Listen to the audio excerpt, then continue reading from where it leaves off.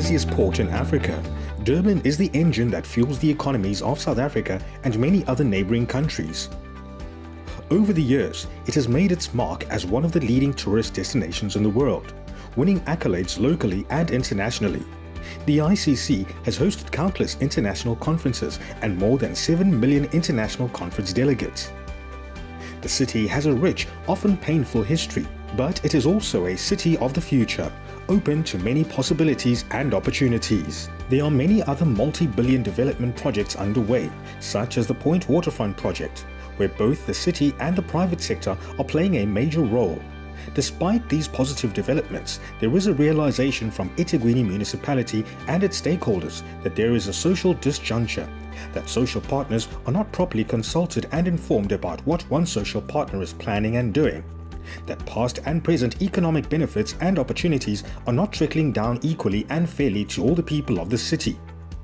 The Shape Durban was initiated to forge unity of purpose amongst all stakeholders and social partners. The 3-day Shape Durban conference brought together hundreds of delegates from all walks of life, ranging from big business, the Durban Chamber of Commerce, eThekwini municipality officials and councillors, the National Treasury, and even people from the townships and informal settlements, and even from the homeless, at the Inkosi Albert Luthuli International Convention Centre, with one aim and one aim only: shape the future of Durban. The main thing of Shape Durban is that we have people living in Durban. We want investors, we want you all local people, we want business people, we want everyone, NGOs, to have their say in order to shape Durban. It starts off with this conference, which is really a workshopping conference where people will throw around ideas, work together, find solutions, and then over the next 5 years, work towards implementing those solutions. Everyone here responded to a call to action to contribute to developing a master plan for a future Durban, which is transformed and is guided by a shared goal of an inclusive economic growth. I'm into farming, I grow vegetables, I also buy one-day chicks and grow those. In 6 weeks they are big chickens and I'm able to sell them, and I'm here to learn, to get more information, and I'm hoping I'm going to learn more. What I'm looking for opportunities like mentorship and access to markets for young businesses, small businesses like my businesses. My company is a manufacturing company. We manufacture pallets. We do aluminum pallets, wooden pallets, and plastic pallets. Well, one of the things that we are going to do urgently is to create a one-stop shop for small businesses, which will be more of giving out information. So it will be a call center for small businesses. It's very, very important that actions do come out, because a commitment has been given by both ourselves and our members, as well as the city, taking 3 days out to come out and talk about a formulation. We need to come out with agreeable actions, both short-term and long-term, to ensure that we start implementing what was agreed. Delegates were divided into 7 working groups that were separated along the following themes: enterprise support, youth participation, infrastructure and urban management, institutions and regulations, increasing industry performance, skills and innovation, solutions for the economically and socially marginalized. In these groups, everyone from the captains of industry down to the people on the streets was given an ample opportunity to engage in robust debates and find solutions to various challenges. Big business and industry delegates remonstrated about how red tape is stifling their investment plans and called for a solution that would allow a situation of effective communication, relaxing cumbersome regulations. Youth delegates, on the other hand, protested about lack of opportunities and offered solutions that will reach those in the townships, informal settlement, and the socially and economically marginalized. So each of the task groups had a scribe who wrote stuff down with action points, and we're going to then finalize those action points, and people within each of those task groups have already taken responsibility for some of those action points, and we're going to firm that up. With what we have proposed is that obviously to take this back to the city and hold them accountable as well as the industry itself, that they need to be key players in sort of ensuring that whatever our education system ecosystem offers sort of ties in with what the industry requires. So it will involve both institutions sitting together and sort of devising a plan. What is going to be critical in terms of seeing real outcomes from this conference is making sure that the commitments that have been made in each of these sessions are put into clear plans with clear measurable metrics, and that there's high and constant communication on what is happening with each of the streams, each of the activities, and for this to be very, very open and accessible. We identified the key people or the champions to actually head all the solutions that we try to come up with, so that by the end of this conference, all the resolutions won't, get lost in the mix of everything, but just to make sure that people are actually held accountable.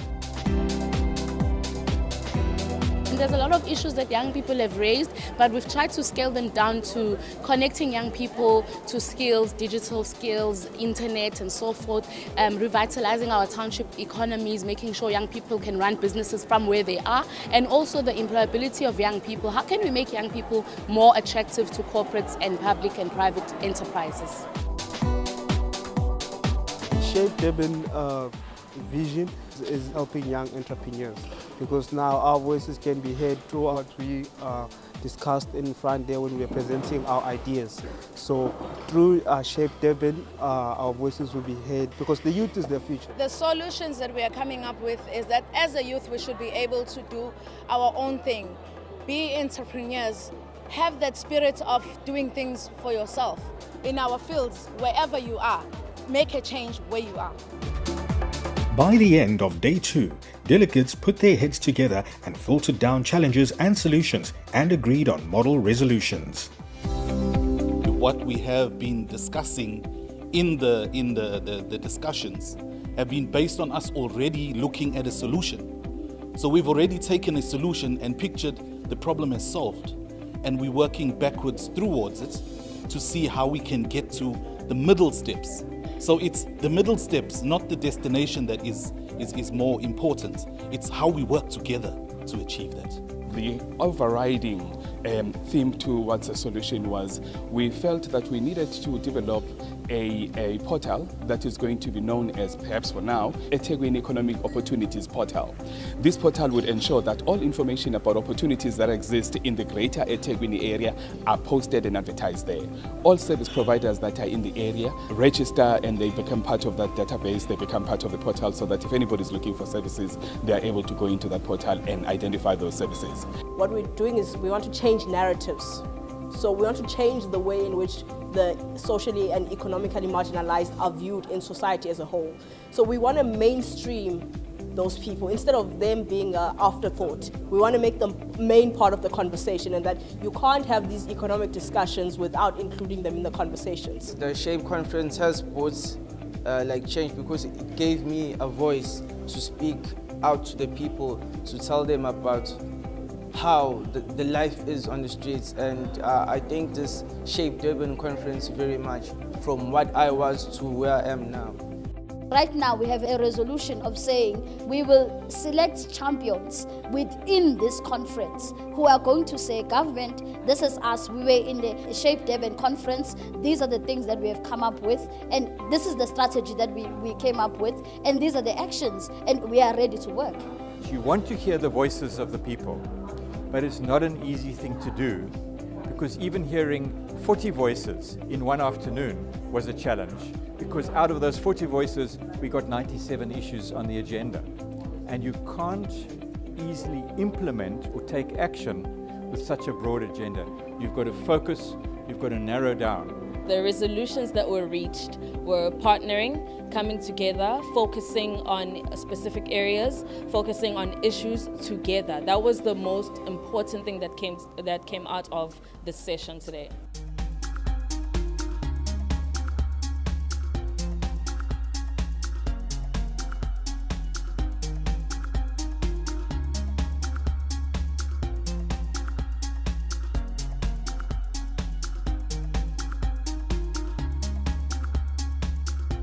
The Shape Durban conference was not only about talk shop, but also provided a platform to demonstrate economic inclusivity by giving disadvantaged people an opportunity to showcase their skills and to tell their stories. We just saw some nice art over there, and we're so happy that the municipality is bringing such people. My name is Sanele Macaba, State Township Wamashu. Thank you for municipality to support me with the Sand Arts. All the delegates committed themselves to play part in shaping a prosperous, inclusive and a competitive city. They all responded to a call to action, and they all agreed to influence and be co-owners of the future development of the city. As a businesswoman operating from the township, I thank Itegu for giving me the platform to participate in this wonderful event. This is going to help me to grow, to do more, and to do well, and also be able to share the information with other ladies in the township. Thank you to the city for giving this platform to everyone to co-design a strategy for the city. I'd say good luck, and they're going to need a lot of good focus and work, because something like this creates a lot of expectations. Any kind of decision must be implemented. It must be seen out there to the public. I'm hoping whatever that will be summarized here as ideas that need to change the lives of the people in our city will be taken seriously. From this conference emerged three broad themes. One is issues which were raised, which are operational, issues that we can address that does not have to wait for a strategy. We will address those. We'll be having a meeting with other departments to ensure that we move with speed in terms of the implementation of those operational items. And then there are issues which will make it to the strategy, which we are going to collate now and send out to all the other stakeholders so that they can comment and the final draft will be adopted. And then there's a third category of issues. It's issues which we don't have mandate on, like your provincial or national mandate issues. We are going to be having meetings with those different province and national to lobby them to sort of give us a responsibility to implement on those issues. So from here, we are going out to work. We need to be able to confidently say what are some of the things that we can do in the short term. We can then also put in place a system and process where we can come through on an annual basis and say, this is what we agreed to, and this is what we are doing. This is where we are finding ourselves with challenges, but we are on a journey and we're making progress. We are highly attracted by the collaboration between Durban and our department at national level, especially with regard to the initiative of stakeholder collaborating on working together on how to develop Durban and make it a prosperous city. In eThekwini, we want to show the way, and we want to lead the way in terms of developing our community, developing the SMMEs, and it's important to shape Durban for the future. Excitement and enthusiasm are on the top of my mind. You can get a sense that the city of Durban really wants to shape its future, and I think as a big takeaway is that it's been a long time coming for us to put something together that really creates the sense of a shared future between everybody in the city of Durban. It's a journey, and hopefully by the middle of March we will get the actions and the strategy adopted by the eThekwini Municipality Council. We'll get support and commitment from other partners, and then the work starts.